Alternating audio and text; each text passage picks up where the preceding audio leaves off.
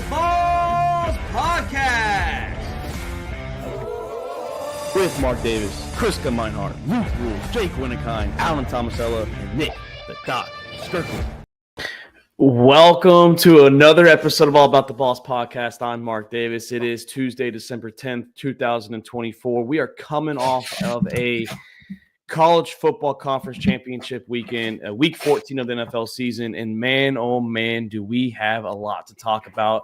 And when I say we, that means Chris Meinhardt is in the house. You know, Chris, big weekend for the LSU Tigers. They were announced in the Texas bowl game against the Baylor Bears, and the Saints, big win too, against the New York Giants and MetLife. Got to overcome the distractions of the OnlyFans model out there. So how are you feeling, man?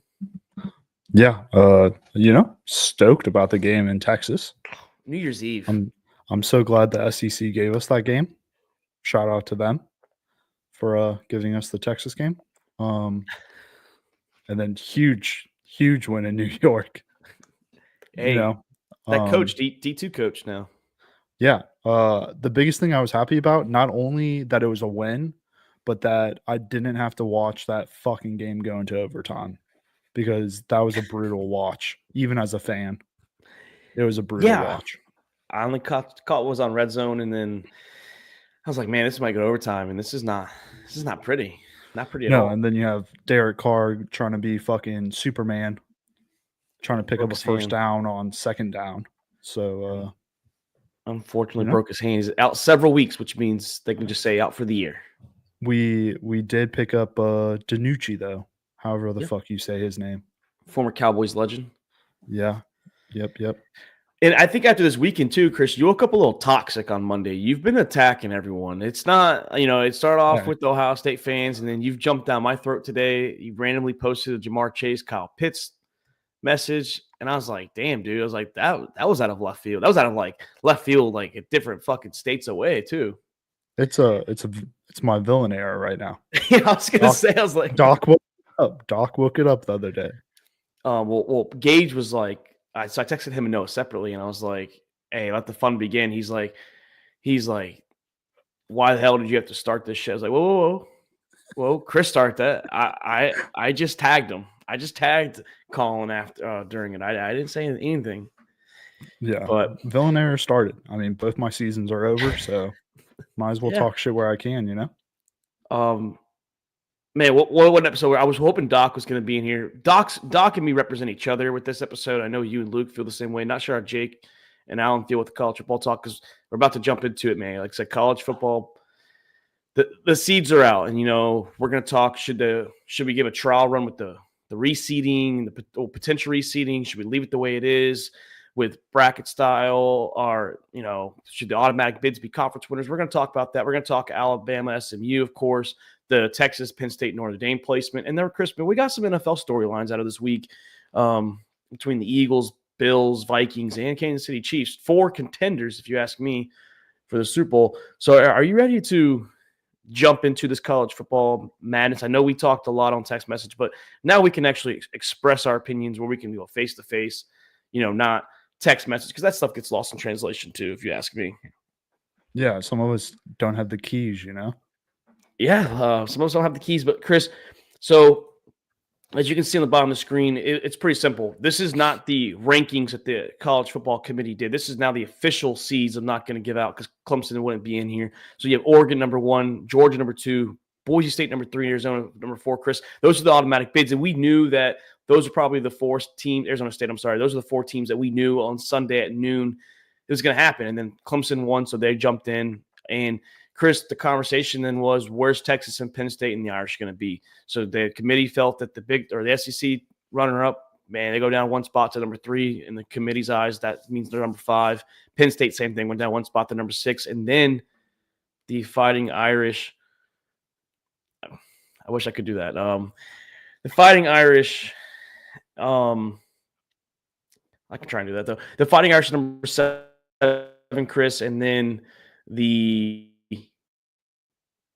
Ohio State Buckeyes number 8, Tennessee number 9, and then the Sorry, number 10 would be Indiana. I'm sorry, number 11 would be. Now, this is the question, Chris, was should it be SMU? Should it be Alabama? Right? And we're sitting here going back and forth. Why it should be SMU? Why it should be Alabama? And it came down to fucking SMU got it. And now that's the question we're going to talk, Chris. Should they be the team that is in? And that's what we're going to talk about. I'm trying to pull up the bracket right now. I did, for some reason, wasn't hitting my mind that we should have this already pulled up. That's my fault, honestly. I'm sorry about that. That's all on me. I'm trying here. It's too late. We already said it's too late. We already said it. Chris, for sure. No, honestly, the question, honestly, Chris, did they get the committee get it right? Should SMU be in and Alabama be out? That's what I want to know. I mean, yeah, I look as much as I don't want to don't want an SEC team in there. I mean, we have to you hit it on the nail a couple times. What team's more deserving of it and who's the better team? I mean, anybody can pretty much say that Alabama's a better team. I mean, Ole Miss is a better team. South Carolina's a better team. Miami's probably a better team. I mean, I think Miami overall should be the ones that feel like they got snubbed over Alabama. I mean, they're 11-1. No, they're 10-2. Oh, yep, 10-2. They lost to Georgia Tech and Syracuse. Okay. Yeah, I mean, it is what it is. I mean, you say you got to win the games that you want to win, and SMU won the games they had to win, and Alabama didn't, unfortunately. Yeah, and I understand Alabama's great because, this is what we've talked years about college football, right? The system. There's no. Let's just put it on record. There's no perfect system. There just isn't. There's not a perfect system. And then, last year it came down to, for example, in the 4-man era last year, it came down to Florida State didn't get in at 13-0 because the quarterback was hurt, and they put Texas over Alabama because of head-to-head. And Alabama had the better strength of schedule and, the analytics stuff. But every year I feel like the narrative changes. What do they value more? Do they value now this conference championship loss? I believe, first off, if SMU got blown out against Clemson, let's say that first half was the second half like it was, 17 points, I believe Alabama would have been in. But I feel like the SMU, to a respectable Clemson team, still number 16 team now, they kept SMU in. And I believe sometimes you have to think more deserving is not the better team, but more deserving means to get in. Because like you said, Chris, Alabama, the losses outweighed the wins. That's what it was. The losses outweighed the wins here. Yeah. Yeah, I mean, you lost to a 500 Oklahoma team. You got, I wouldn't say blown out by Vandy, but it was a shootout pretty much, upset by Vandy. Blown out against Oklahoma, though. Yeah, it was a blowout against Oklahoma. But, I mean, it's rough. I mean, should have won the games, like we always say. And I didn't like when I liked some of the stuff that Nick Saban said, too, right? Like how do you rank these teams? Did they overvaluate SMU and then they couldn't punish them for the loss? Should we not schedule hard out of conference games? Well, I was thinking that today, if you ask me, SMU had a harder out of conference schedule than Alabama. I mean, they played BYU. I know it was early on, but BYU did finish the season, as a ranked team. Alabama's toughest out of conference team was Wisconsin, who's on a down year. Now, and I know you can't predict where these teams are going to be at down the road, because, you schedule these games sometimes 7, 8, 10 years down the road, right? You don't know who's going to be good, who's going to be bad. Like when Texas scheduled Michigan a handful of years ago, Texas sucked, but Michigan was good. And the roles of, we couldn't predict what Jim Harbaugh was going to be in the NFL after a national championship appearance and a win, and then Texas is on the high once again. You can't predict that kind of stuff. You just can't. And I didn't like what Nick Saban said, because if you do take away the good games, then it does suck for college football too. Yeah, I mean, we're going down the road of arguing about. I mean, yeah, Oklahoma, it was a 500 team. Vandy, I don't know what their record was at the time. 6-6. 6-6. So another 5-5 or another 500 team right there. But think about just the schedule that Alabama and Georgia has to go through compared to SMU and some of these other conference games. Like, yeah, some of these SC schools might be 500 teams, but that's also because the SEC teams have to go through a brutal gauntlet against each other. I mean, we're talking about like NFL player levels here. Yeah, I mean, I get that, but Oklahoma, like, I mean, because we're going to talk about the Texas and Penn State thing. So, like, I've been hearing it from obviously Luke talks the most shit about Texas, about our like we avoided these teams like we first off predicted we made our schedule when we told Sankey, hey, this is a schedule we're going by or we're not coming. And by the way, give Oklahoma a shit schedule. No, I mean we played an easy schedule. I'm not going to deny that, but Bama beat themselves, and Tennessee has their gripe, and Ole Miss has their gripe. They should be hired. But the fact is, we beat the bad teams that they couldn't beat. We beat the Floridas. We beat the Kentuckys. We beat the Vanderbilts and the Oklahomas. They lost to those guys. Like, that's not our problem. You know what I mean? I get it. We lost to Georgia twice, and Tennessee Ole Miss and Georgia or Alabama beat them. But 11-1 and 9-3 going into SEC championship. You tell me which one's a better season. I mean, so I just don't understand. I get like Lane Kiffin and Kalen DeBoer, they're all pissy and everything, but they did it to themselves. I mean, shit, Jackson Dart cost them the game against Florida. He tried losing them the game. No, I mean, I agree. Now, I mean, we could talk about it now, Chris. We talked the placement here. I understand this is a cool, model, and we're going to test run it. I'm telling you, man, I believe there should be changes down the line. And, maybe give it a year or two to see how it shakes out, because I get what you and Luke were saying. Like, you don't want to devalue conference championships and you want to reward them a bye week. But in my opinion, you are rewarding them. This is talk about automatic bids to a bye week situation. I believe the 5 highest conference winners should be in the playoffs. If you get in the dance, that's fine.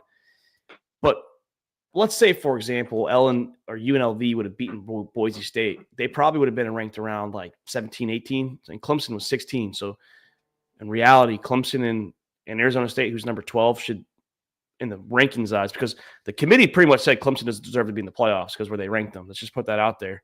You're telling me that because they won the ACC in the Mountain West and they're not in the top 12 that they should be a bye week? That's just, I don't agree with that. Because now you're making Oregon, who could have the toughest road. Let's say there's a couple upsets round one. Oregon's got to play Tennessee or Ohio State. Like, how is that fair for Oregon, who's 13-0, the only 13-0 team? I feel like they're trying to make it like the NFL and college basketball, and you can't have both. If you're going to do automatic buys, you're going to have to do reseeding. That's just what I believe. Yeah, no, I mean, that was going to be one of my points when we discuss reseeding. I mean, to hit your first point about if you should get a bye week if you win your conference championship, I think you should. I mean, you did what you have to do. I mean, same argument you had about winning the games that you have to win. But they got you in the playoff. No, I mean, it gets you in the playoffs. I just don't believe. And I get what Luke is saying. It's like, well, that's not a reward. It's like, no, it is mine's a reward, but yours is a bigger compensation. Like, you're just giving them a bigger reward for winning their conference. And now, like I said, Clemson, the 16 seed overall, they're the 16 ranked team. The committee said they're not in the playoffs in their eyes, but they're in because they won. That's a reward. That's still a reward to them. Yeah, I mean, it's just it's hard because and we were having the argument. It might not devalue all the games because I mean, some of the games might not, both winner and loser might not make it. Like Big Ten, Oregon, and Penn State. No matter who won or lost that game, they were both making it. The SEC, we know Georgia, Texas were probably going to make it regardless of the outcome. It's just, then why play those games? Well, right now, why play them? Because, like I said, if you have it the way it is now, the teams like the Texases and the Penn States, if they don't win, they don't give a shit because look at the road they're going through. No disrespect towards Clemson and Arizona State, but Texas is very happy to play Arizona State and Clemson, or Clemson and Arizona State. And Penn State, as a 6th seed, has the easiest road to the national championship. They get to play SMU, who no one really respects, Boise State, who we say it's a running back and that's it. And then they get to play a hurt Georgia team if Georgia makes it. And if not, they get upset and they'll maybe play the Irish or Indiana. Yeah, I mean, that goes into my second argument, which I'll agree with you on that one, is reseeding. I mean, the top half bracket is the hardest one. The bottom is the easiest one. I mean, Georgia and Penn State could run away with that bottom bracket. Yeah. I mean, Oregon pretty much like they got fucked. Oregon's, I mean, they did. Now at 5, 6, 7, and 8 wins, Chris, I'm fine with them playing Ohio State or Tennessee or have 9 wins because that's the lowest seed remaining. But if 8 or 9, it doesn't matter, and then 10, 11, 12 win, why should Oregon have to play that team? That's what I'm saying. It's like that's just a shit luck. yeah. I mean, no, I agree with you.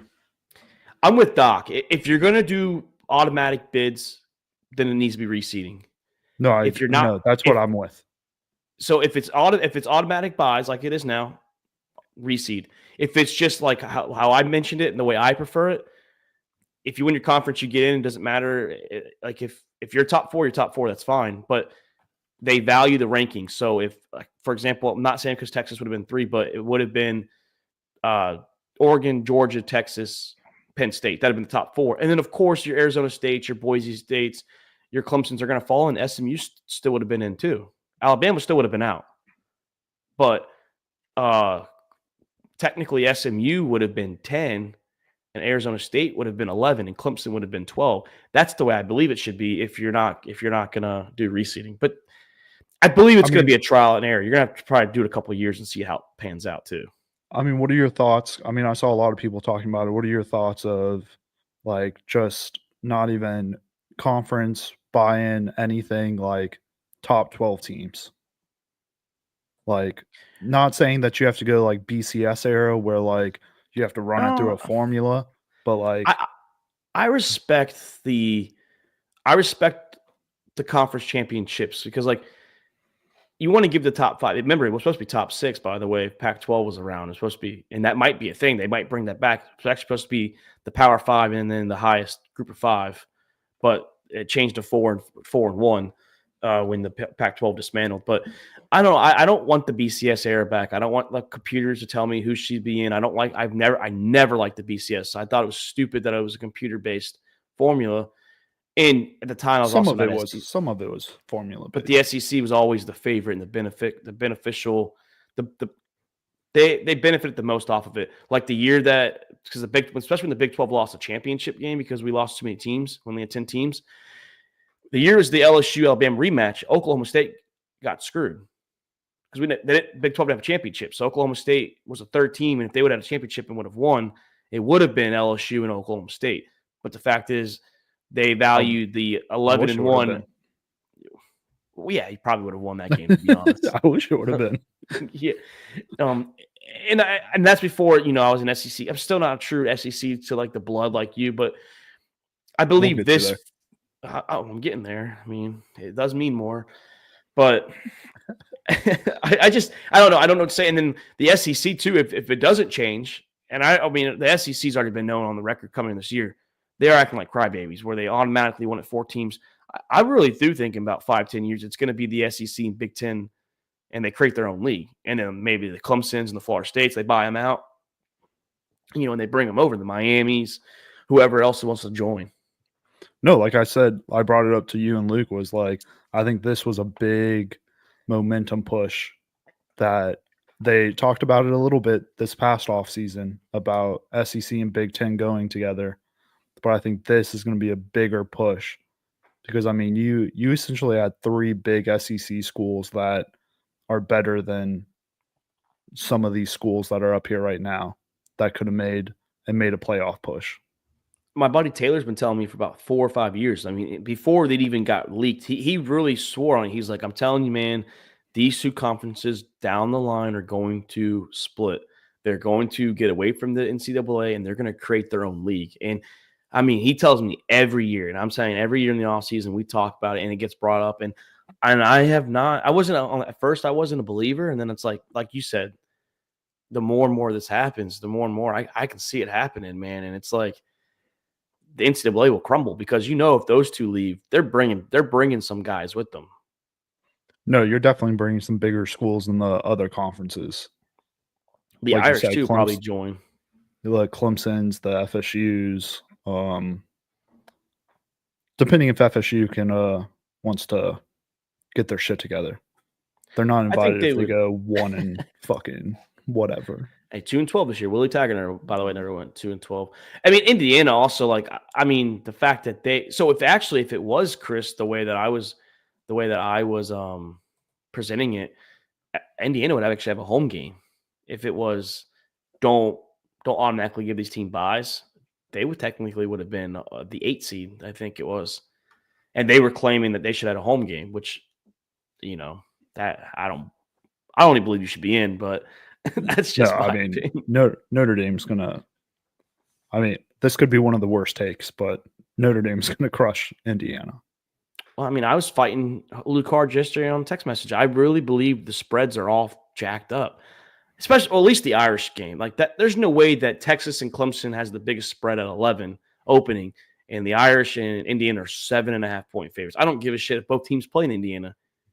That's gonna be blue and gold. That stadium is gonna be blue and gold the whole time. Are you okay with the placement of? I know we were talking about it on Sunday. Are you okay with the placement of Texas, Penn State, and the Irish? Because I know we lost to a backup in the second half, and Penn State really, honestly, I know it was a one-score game, but it kind of was a two-score, one-score, two-score, one-score kind of game, and the Irish just didn't play. So unfortunately, I also couldn't do just anything. learned today that Clemson's quarterback Cade is from Austin, so this is a 1-0. huge game for him. He beat Quinn Ewers in a state championship. Yeah. So I mean, this is I'm gonna be a huge game for him right here. surprised that actually hasn't got brought up by Luke yet, and Jake or someone in the Discord. I've been waiting for that because I heard that the other day. But I was like, man, those are high school kids. You can't compare what they did. Quinn a year ahead of Cade and high Well, school. I saw the high school stats, and like it just didn't click in my head that maybe they like played in the same area.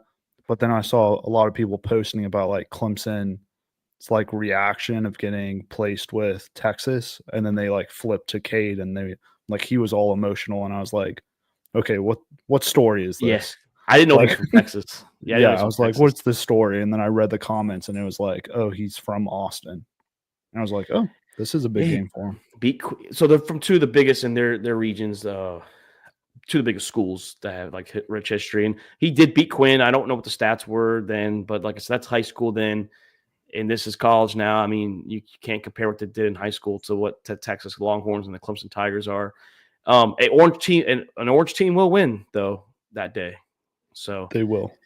If it's a you're Longhorn hoping, or a Tiger, and you're hoping two orange teams will win. You're hoping Rocky Top Orange will win too, but that might be I the will game. I be. think I'll be singing. non-biased. Non-biased. That's my favorite game of the week to watch because the Ohio State banner and then it being Tennessee. I don't know. I like the placement. I think Texas. I get it. We lost to Stockton. I don't think Stockton was amazing. I mean, he played good the first couple series because we didn't really know his style. We didn't know I mean, that's no excuse. But when you play a backup you've never seen before, you just don't know what they're going to do. So I believe when you get some game film on the Stockton kid, I don't know if Georgia's going to beat Penn State if they play, to be honest. And I feel confident if we play Georgia for a third time, we will finally defeat them. I don't think Georgia is going to beat Notre Dame right now with Stockton playing, and I don't think Carson Beck's going to play the rest of the year. I think he's done. He's done. Yeah, I think if he was playing, we would have already heard it. But I think with them not saying anything means that he's done. People are trying to see if he can come back. He can come back for 1 more year because he redshirted. So he has 1 more year of eligibility if he wants to come back for a fifth year. If he wants to do that. Been seeing rumors too that Quinn might not go to the NFL. And I was like, today I was talking about one of my coworker who's a Clemson fan. I said Quinn's not coming back to Texas. He's gonna have to transfer. He's not a Longhorn after this year, and that's no love lost towards him. It's just Arch is not waiting a third year. He's not waiting 3 years. So yeah, you're gonna lose one of them. And I'd rather lose Quinn because of longevity because we know Arch is going to play probably 2 seasons. I don't think he's going after 1 year. Yeah. Chris, man, I can't wait to predict this next week, though. When we get in here next week, we're going to predict these games. We're going to predict who we have as national champions. I mean, obviously, you know who my champion's going to be. I'm going to have to ride, but the bracket itself, is Paige getting on the bracket challenge? No, she's hitting this one out. Sitting this one out. Come on. She'll hop in the NFL playoff Super Bowl. March Madness, too. Probably going to sit that one out as well. Super Bowl squares. Super Bowl squares. There we go. There we go. $25 a square if anyone's watching. Just throwing that out there. We're moving it up a little bit. Chris, you ready for some NFL talk though, or you go with college, or you want anything you want to hammer out? Nope. Go with college. All right, Chris. We had a pretty big weekend, and I didn't say how I was doing this weekend. Unfortunately, my Atlanta Falcons, we took a big L. Big L. Man, we took a fucking big L, dude. It sucked. I don't even know why I'm wearing this hat anymore, man. I've just given up. I already said my loyalty now rides with Detroit, Buffalo, or Minnesota. I wouldn't mind those three teams winning the Super Bowl this year. I would not. Three quarterbacks, Buffalo winning. Three quarterbacks too, by the way, Chris. That either no one believed in to come in the year, or their teams gave up on them. Between Goff, Darnold, they gave up on them, and then no one really believed in Josh Allen coming in the league. But Chris, yeah, and then the Yankees, by the way, they did lose Juan Soto to the Mets. So I just took L's all around. That's good for you, though. Money-wise, but Juan Soto's a beast. But, Chris, let's start with the drama in Philadelphia, right? And after the Eagles-Panthers game, they asked what needs to change to A.J. Brown. And, simple. He said passing. A direct shot at his quarterback, Jalen Hurts. And then I'll break it down while Chris has step out real quick. But what happened was, guys, after the Philadelphia Eagles game where they won 22-16 to the Carolina Panthers, very, very close game, the press asked A.J. Brown, what needs to change for the Philadelphia Eagles? And he said passing. Yeah, Jalen Hurts didn't have a big game. He only had barely over 100 yards. It wasn't that kind of game, it seemed like. It seemed like it was a Saquon Barkley-style game. And then Brandon Graham, he's a legend in the Philadelphia Eagles locker room. He's been a captain there for years. It was part of the championship that they had. And, he was on the radio with one of his radio shows that he does out there. And, he made some comments about the A.J. Brown and Jalen Hurts situation. And pretty much he said, I don't know the whole story, but I know that talking about Jalen Hurts is trying. And he said 11, which is A.J. Brown, could be a little better with how he responds to things. They were friends, but things have changed. So it's like, okay, we knew last year that the locker room was sort of lost, right, with Nick Sirianni, the head coach. And we understand that he was on pins and needles coming into 2024. And after these comments, I just don't believe, as a leader to the Eagles, Chris, you do not air out dirty laundry like that. The question is this dirty laundry going to tear down the Philadelphia Eagles and what they've been doing? Our people have been arguing that they're the best team in the NFL, and then you come out with this. Yeah, I mean, definitely shitty to fucking air out that they're having beef with each other. Like, you don't want that's just going to cause more toxicity in the locker room. And then, A.J. Brown, he just has to realize that the offense is changing. You have Saquon Barkley now balling out. Like, they're not going to rely heavily on the passing game when the running game's working. And, it's giving Stephon Diggs deja vu right now. Yeah. And like I said before, like last year, we all knew the locker room was lost. After the nice start they had, they kind of fell back a little bit. And I kind of went off in my office today about Nick Sirianni. I said that, he once again is losing the fucking locker room. And I get it. He didn't control what Brandon Graham said, but it's like Micah Parsons. We give Micah Parsons shit and how the coach needs to handle it. Nick Sirianni needs to kind of get the group together, and he needs to kind of bring them back in a little bit and tell them, hey, we might have problems with each other on a personal level, but professionally, we got to keep this in-house. We got to be able to act as a team, play as a team. They're 10-2, they're 11-2. They're one game out of first place in the NFC. You can't let this destroy. And this, I'm not saying it's going to happen, Chris, but one more thing, it could destroy it even more. It could tear it down. Yeah, we saw, there was a clip of what happened last time. A.J. Brown bitched about not getting the ball. He ended up balling out next game. So, I would, if you're bettors, I would bet the over anything A.J. Brown. Just tough coming. They're playing Pittsburgh too, and that's right. Sucks that game's at 4:00 with the Bills and Lions. It's like, and the Bucks Chargers. Like, damn, dude, like we can't get one of those because the 1:00 schedule sucks. Like the 1:00 slate this week is terrible. And I was like, man, that'd be the perfect 1 o'clock game, Eagles and Steelers. Yeah, Chris, all eyes are going to be on that, though, man. And all eyes on Sunday were on the Buffalo Bills and the Los Angeles Rams. What an exciting game, 44-42. Josh Allen, in my opinion, is the league MVP. And, he's got 33 total touchdowns to 7 total turnovers. Yards, obviously, not number 1 or number 2 up there, but he's, in my opinion, he's been the superhero of this team. Chris, is it solely on Josh Allen? Like, is it Josh Allen or break pretty much for the Buffalo Bills this year? First, I'm glad that none of these games are on the 1 o'clock window because I'll be in Cleveland, hopefully watching Taylor Swift. No way. Yep, we're going. We're going to the game. What time is she performing? She's not performing. Oh, she ain't gonna be at that game. Oh, actually, she might be. She might be. Travis's hometown. Yeah. She wasn't at the Chargers games. That's why it threw me off because it was prime time in Kansas City. Well, she just had her last concert, so that might be why. Her tour's over now. I'm not a Swiftie until the playoffs start. Yeah, her tour's over. So there's a good shot. I mean, hometown for Travis. Hopefully Jason's there. But y'all going to the game though?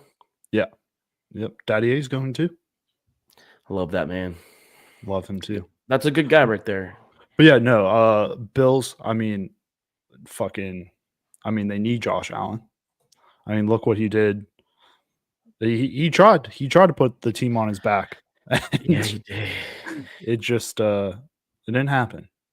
I think that slow start kind of it's hard to say like slow start. You scored 6 touchdowns. Like I get you a slow start, but I mean, a block punt also was big right there. I know they missed extra points. So really, you could say 37-42. I didn't like the fact that Joe Brady called the QB. I understand Josh Allen's very good at QB sneaks historically, but with 3 timeouts, barely over a minute left, if you don't, it's like I agree with what Tom Brady said. If you don't get it, you got to call a timeout, and then you have to go for an onside kick. And even if you go for the onside kick with 3 timeouts, you got 3 timeouts. So they would have got the ball back with probably like 50 seconds with no timeouts, and all they need was a field goal. And unfortunately, they couldn't do it. Some bad missed calls during that game too.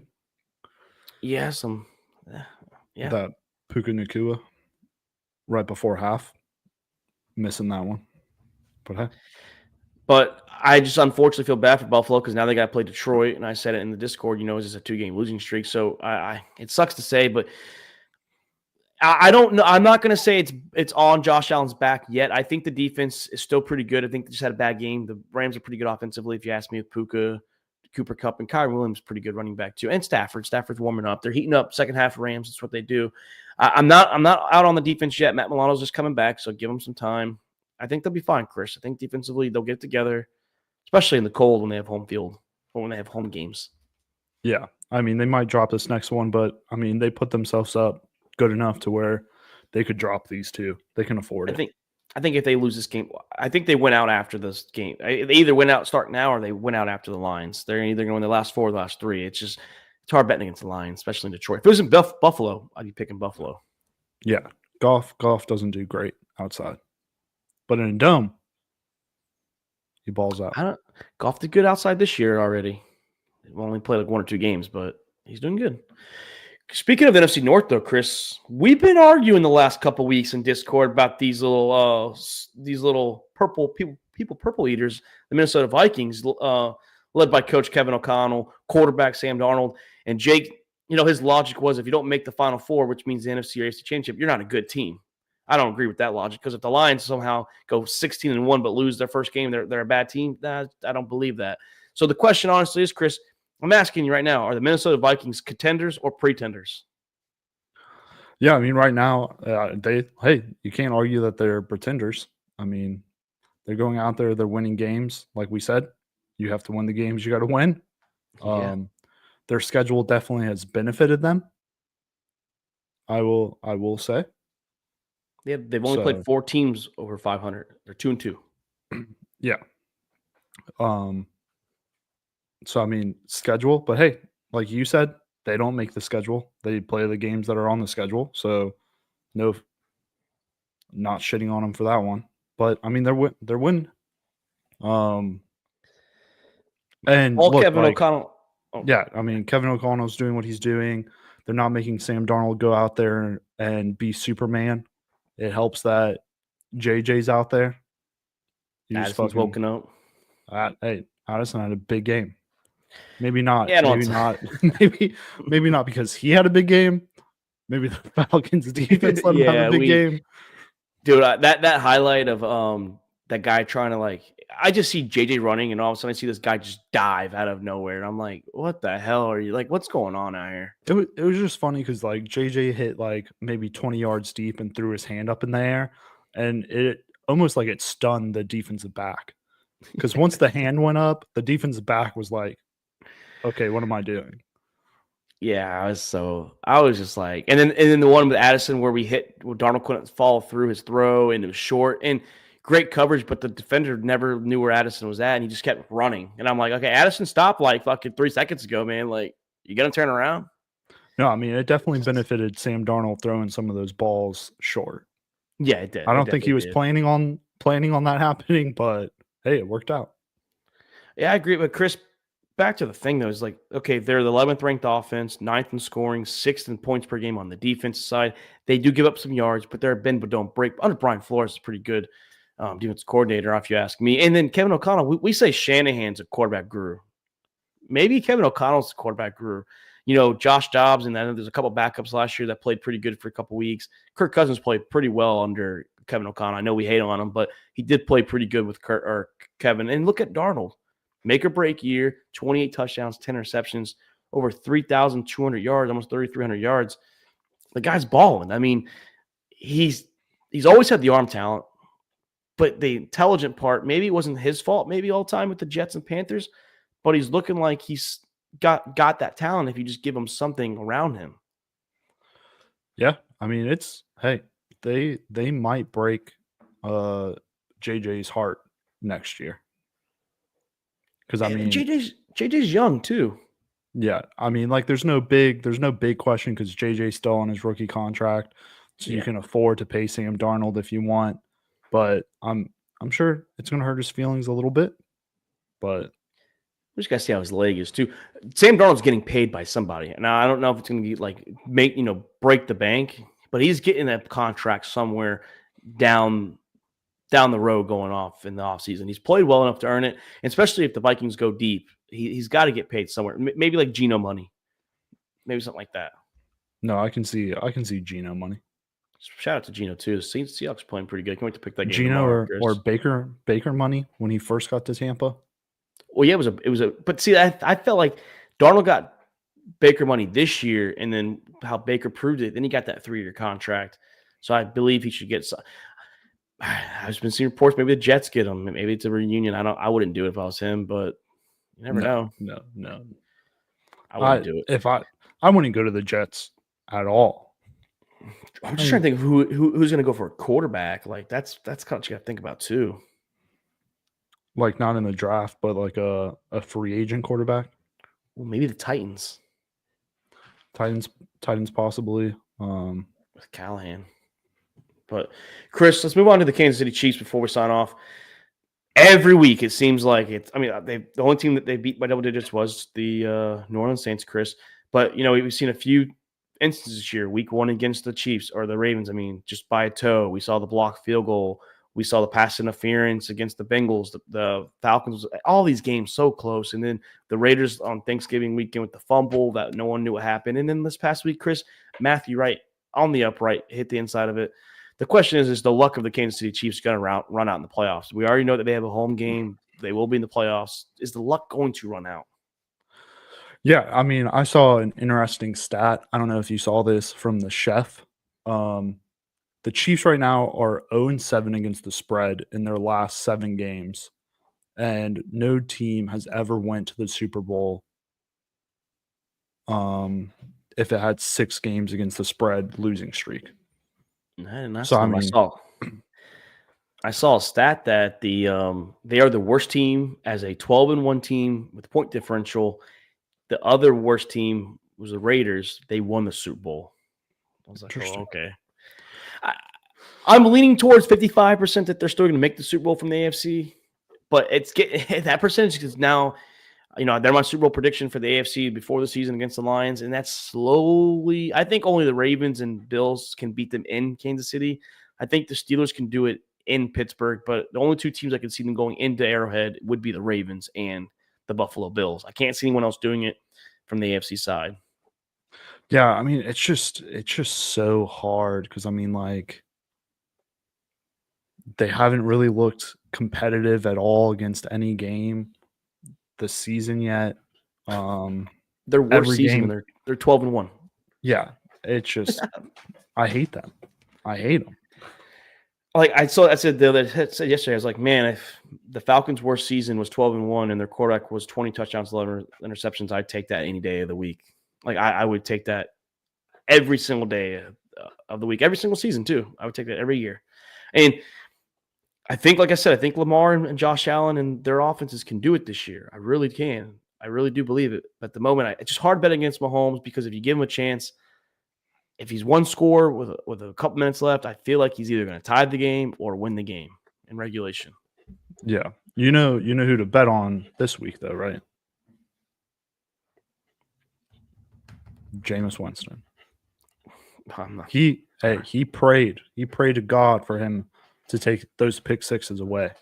Okay. He's been praying every week, dude. He prayed to take those pick sixes away. I get it. It's cool, hoorah. Like, he does all this cool stuff. I'm tired of it. I honestly just don't give a shit anymore. I really could care less. You ain't winning. And I get it. That's just who you are. That's your personality. And that's great. You want to fire the boys up. But I don't want to see it every single week, dude. It's the same thing every week. No, are we that bored? No, he's funny. Love him. I'm not saying he's not funny. I just think it's old now. The act's old. That's who he is. That's who he is. That's who he is. I don't have to see it every week. I don't want to see it. Your team is. Then don't look at it. 2 or 3 wins, man. Like, who gives a shit? 3 wins is what you guys got, or whatever it is. It's not good. But right. Chris, I don't know if you're gonna be here tomorrow, man. But tomorrow it's gonna be strictly all NFL. There's no college to talk about no more. Nothing to hype up. Big games. The whole 4 o'clock window. Like literally. I mean, I was looking at this.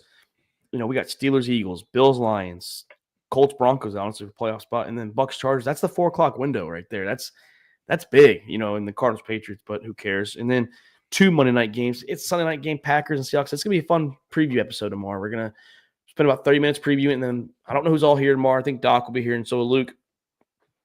We're going to we might have a 5-man, so we might have to just go straight into picks, and that's how we do our preview, to be honest, because picks with just 2 or 3 people take about fucking 30 minutes. So, yeah. But, Chris, can't wait. Can't wait for this playoffs to start. I know, like I said, Texas is in there, baby, and we're going to bring a championship home for the SEC, Chris. That's what we're going to do. Yeah, if you start Arch. Yeah, I've just come to the conclusion I'm just going to ignore that, and I don't answer the Arch conversation anymore. And like the whole use 2 weeks to build, like you can't do that. That is no, you're not. But I think if you're in I want some packages for him. No, I think if you're in a tough spot and yours ain't competing, you might need to. Kind of like what they did in the Georgia game. Well, we did it a little too late with Arch in the fucking overtime. I mean, it was a little too late, if you ask me. Well, I'm sorry. He had the one where he faked like he was going to get it. Went between his legs. Pretty good spread, by the way. Good split there, Arch. I like it. Well, I was talking about like the first Georgia game where you benched. Maybe not benched, but you sat yours down to calm them down or whatever Sark said. And I understand the whole game.